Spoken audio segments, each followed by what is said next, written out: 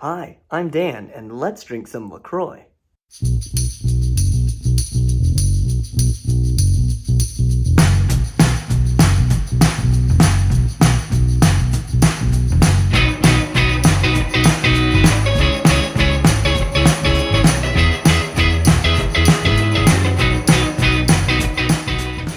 Hey everyone, welcome back to the channel, Dan Drinks LaCroix, YouTube's best and only sparkling water review channel. I'm your host Dan, and it is such a thrill to get to be with you today. I know it has been several months since my last video, and I've been super busy working, traveling, and drinking sparkling water, but I'm glad to be back this week. Before we jump into this week's review, let's look back at some comments from our last couple videos. Let's see what they say. All right, our first comment comes from KW966, and this is from the Cherry Blossom video that we did last spring. KW966 says, "You're awesome. I'm like, who decides to drink LaCroix on YouTube? Killer." This guy. Definitely chocolate, this is referring to the notes, definitely chocolate. That Cherry Blossom reminds them of the Queen Anne chocolates. Interesting. I've never actually had a Queen Anne chocolate, but now I'm going to have to try one and put it next to Cherry Blossom LaCroix. Thanks for the comment, KW966. Our next comment comes from Luke C8449. Luke says that Cherry Blossom tastes exactly like a cherry Tootsie Pop. That's terrific! Luke, what a wonderful observation. Oh man, I didn't even put that together. And then Luke continues, honestly, was super bummed because I thought it'd be floral since it's literally called Cherry Blossom. Ooh, that's some Dan Drinks LaCroix level commentary right there, Luke. That is terrific. Yeah, absolutely cherry Tootsie Pops. You get that chocolate from the Tootsie Roll and then the cherry surrounding it. And a bit of artificial sweetener in there too. Luke, thank you so much for commenting. What a terrific observation. Our final comment on Cherry Blossom comes from Blue-Eyed Wonder 8747. Blue-Eyed Wonder writes, Cherry Blossom LaCroix made me sad. Oh, I'm sorry to hear that. They continue, I'm considering dumping them out and collecting the deposit? Oh my gosh. Well, I would never ever advocate for wasting sparkling water, or really any water anywhere in the world, right? It's a scarce resource.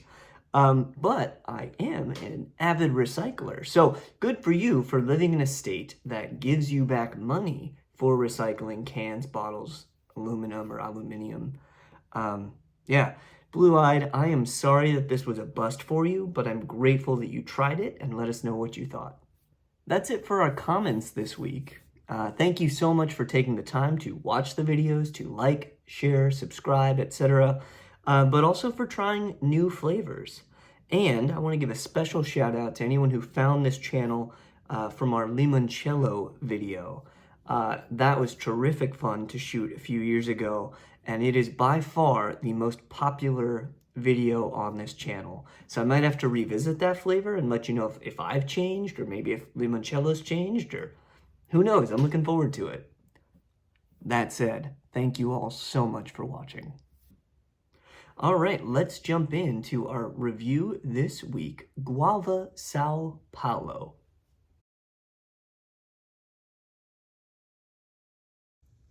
From Wikipedia, guava is a common tropical fruit cultivated in many tropical and subtropical regions.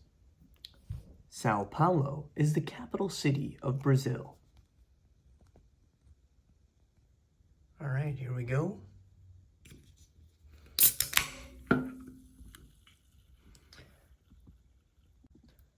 Let's get this into a glass.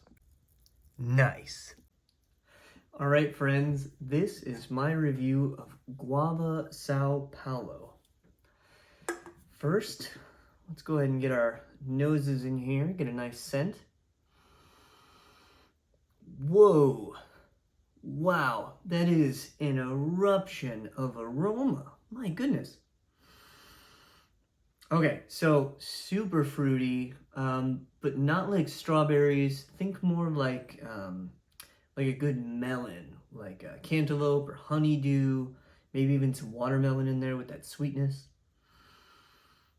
Yeah, that's really interesting. I've only had it from a can before, so to have it out of a glass, it opens that up a ton. Mm. I strongly recommend trying it like this if you haven't already. Okay. All right, so there's some interesting stuff going on here in Guava, Sao Paulo. I'm absolutely tasting that fruitiness I described on the nose, but it's LaCroix, right? So it's going to be a little bit less overstated, right? Or it's going to be more understated. Definitely a stronger smelling LaCroix than it is tasting. But that said, it's not bad. It's actually good to pretty good, just to name. Yeah, I taste that same melon we talked about, but there's a little bit more going on. This LaCroix is a little bit more bitter, right? It's pretty well balanced between sweet and bitterness. Well, bitter is the wrong word. I'm gonna go tart. So there's a certain tartness happening here. Yeah, that's really interesting. So the sun's out now, it's warming up, it's like a spring afternoon. This LaCroix is very much a good spring beverage, right? If somebody were to take the can and serve this to me in a glass, right? So I don't know what flavor it is, like the old Pepsi challenge, I would be very interested to see if I could place this on its own. That said, it is a unique flavor.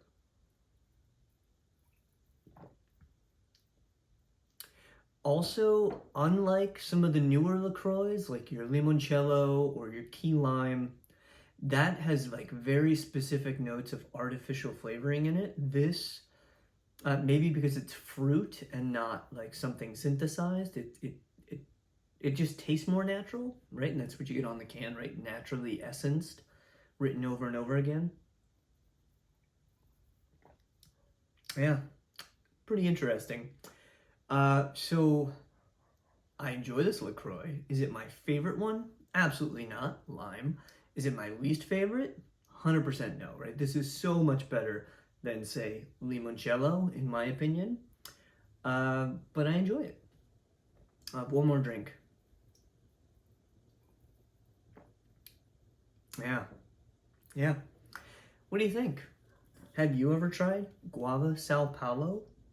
Let me know in the comments what you think of this flavor, if you've tried it, if it's available in your area, if it's something you think you want to try again or never again. Let us know down below. Well, friends, that's it for our review this week. Thank you so much for tuning in. And remember, drink lots of water. See you next time.